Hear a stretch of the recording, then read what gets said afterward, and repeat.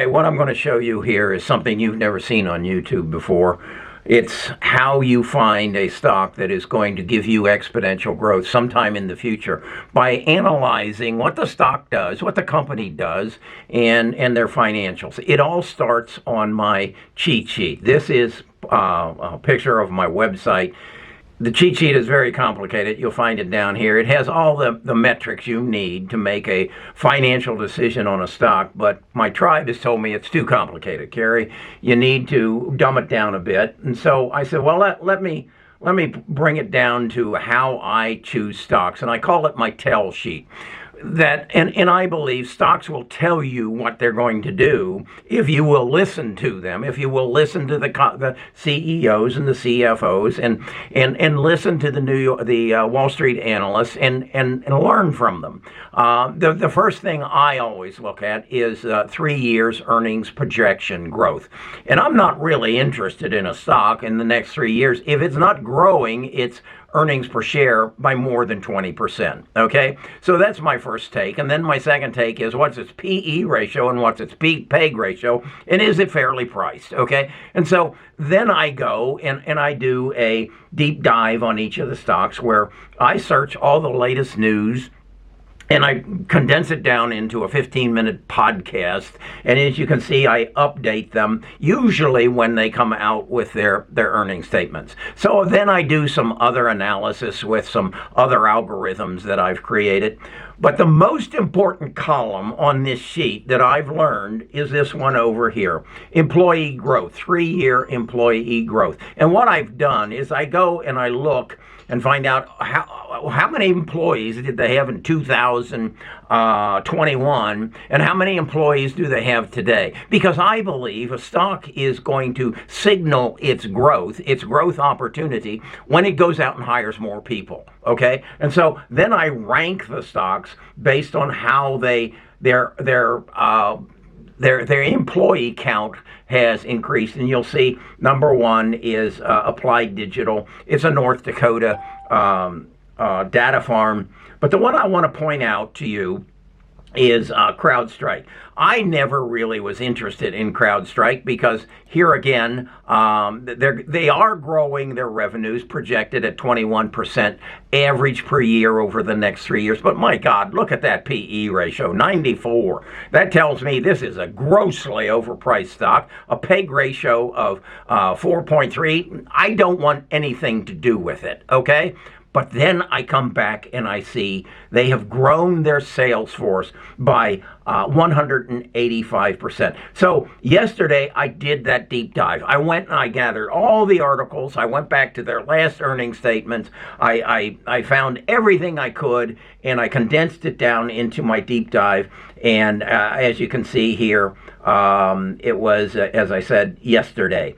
So I would invite you, if you want to know what CrowdStrike is and what they do, you come listen to this. One of the things you're going to learn, let me go to their chart, and you're going to see this is the pattern of their growth. If you go back a year ago, let's see, right about here, their stock was selling for about 260, and it's now selling for 349. So it had a nice growth. What happened here, where it dove, was back in July of this year, 2024. We woke up one morning and we learned that Delta Airlines was totally shut down, that none of their flights were going out, and it was because they subscribed to CrowdStrike's cybersecurity program, and CrowdStrike introduced a new program, and it had a glitch in it, and it shut Delta Airlines down. That resulted in a $500 million lawsuit by Delta against CrowdStrike. But as you can see, they recovered from it. They hit a low down here at 194, and they've come back up. My Fibonacci retracement says they've got support down to what is that, about 290. So that's where I'd look for it to, if it comes down. But why would it come down? Well, I'm not sure. But that takes me to a little history on CrowdStrike. Now I want to take you to Seeking Alpha. Okay, this is Seeking Alpha's page, and you can see CrowdStrike's up 41% year to date, down 2.5% today. And there again, there's that that 94 PE ratio that just haunts me. And so I say, okay, well, let's build the case, and let's go to start with their earnings and their earnings estimates. And sure enough, they're projecting their earnings are going to grow 21, 16, 26, and that gives us that average that we had on the cheat sheet. Their revenues are going to grow 28, 21, 21. Here they get up to 31 and 29%. So they're seeing some substantial growth in both earnings and revenues, and that's a positive. But again, we've got that 94%. So I want to go to the financials, and I want to go to the balance sheet. And on the balance sheet, I'm going to page all the way down. It tells me in 2019 they had 1,455 employees. Today they have 9,666. What? This is a company that's growing. Well, how are they growing this way? What are they? They're a cybersecurity. Now, who is it they want to employ? Well, they have to get some of the best data scientists in the world to help them develop the software that's going to keep airplanes flying, that keeps companies safe so that they don't get hacked. Okay, everything from Microsoft to Apple this is their clients. So how do they get the best data scientists to come work for them? How do they increase their roster from 1,455 to 9,666? They go out and they offer them a deal they can't say no to. They offer them the pay that they're getting today, plus employee-based compensation. What is that? Employee-based compensation is how Google, Amazon, Microsoft, Meta, Apple, all of them paid their employees to become the behemoths that they are. If you will look at who are the most multimillionaires and billionaires in the nation, you'll find it's the early employees of Google, Apple, Amazon, Microsoft, and Meta. Why is that? Because they couldn't afford to pay them more than $50,000 a year, but they said, we'll give you as much in Google, Amazon, Microsoft, and Meta stock. And as they did that kept their earnings down, okay? Because they were paying with stock. Well, they had to report that as an expense. Now, that worked to everybody's benefit until after a period when the employees said, our stock price isn't going up. Why don't you cut your expenses by stopping employee-based compensation, and the stock price will go up? And that's how Google, Apple, Amazon, Microsoft's employees became the wealthy people they are today. Well, we go up here and we look at total common stock outstanding. In 2019, they had 47 million shares. The next year, they went to 212. And they have progressively increased that a roughly percentage amount until now. They are giving their employees stock. That comes as an expense. We go back now to the income statement. That shows up as an expense on their income statement. They had gross profits last year of or thus far this year, of $2.8 billion. What was their other operating expense? What is that? That's their stock, their employee. It equaled their gross profits, almost to the number. So what's going to happen with CrowdStrike? When they get their employees all in position, and they have been building this over, the last 5 years, and say, okay, now we're going to take that $2.8 billion and we're going to bring it to the bottom line. We're going to bring it down to our earnings from continuing operations, and this stock will explode. Now, is this something new? No. Every company that Peter Thiel gets involved with, latest being Palantir, does this. Palantir did the same thing until I believe it was in, I think about 2023. They were paying their employees, whatever your salary is, you will get 50% more in stock. And so their stock stayed low because their earnings weren't high. And then they came out and said, okay, on March of such and such a date, we're going to cut that back to, rather than 50% of your compensation, in addition, is going to come in employee-based compensation. It's only going to be 25, and then the next year it's going to be eliminated. And Palantir stock went from 19 to 70. That's what's going to happen here. Okay? Now, where do you buy it? Again, let's go back to the chart. Again, Fibonacci retracement tells me it's at 346 right now. It's going to come down to somewhere around $300 a share. Now, I don't know that. So what I look at this and say, I got to get in some. I got to find a price somewhere around $340 and create a position. And then build a position until we reach that point where CrowdStrike says, okay, employees, what was it, 9,600 of you? We're going to make you rich tomorrow. We're going to stop that stock-based compensation and bring all that expense to the bottom line in profits. That's CrowdStrike. That's where you find it, on their income statements. You must come to where you understand the financials, the balance sheet, the income statement of a stock. How can you do that? Well, I would suggest you come to my cheat sheet. Okay? I break it down. Here it is.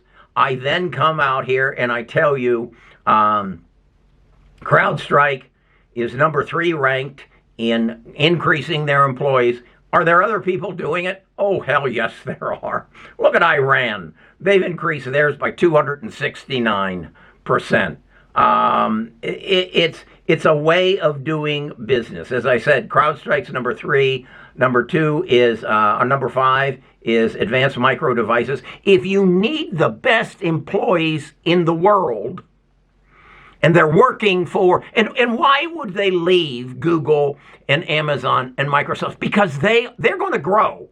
They're going to grow, and their stock price is going to grow, but it's not going to grow at the rate that these budding companies, these companies that are going to deliver the software and the data centers that is going to support the future of AI. And then after that, the quantum computing and everything else that's coming down the pipe.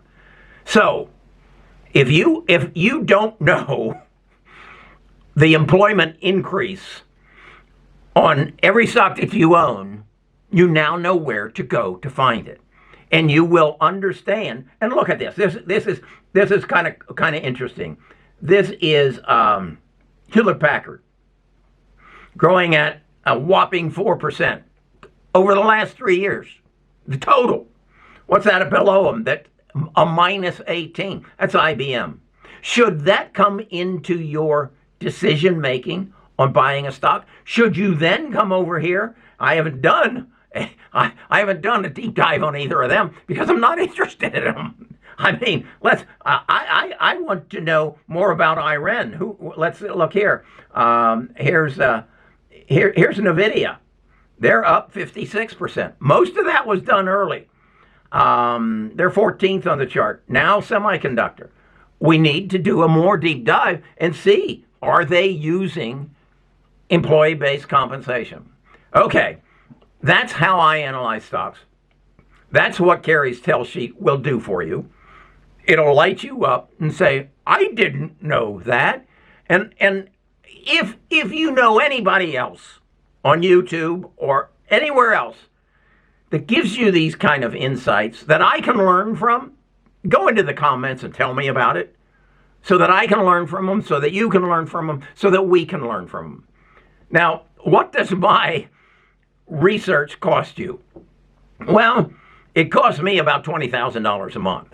I pay for all the data I get. I pay for the ability to create these deep dives. I have employees.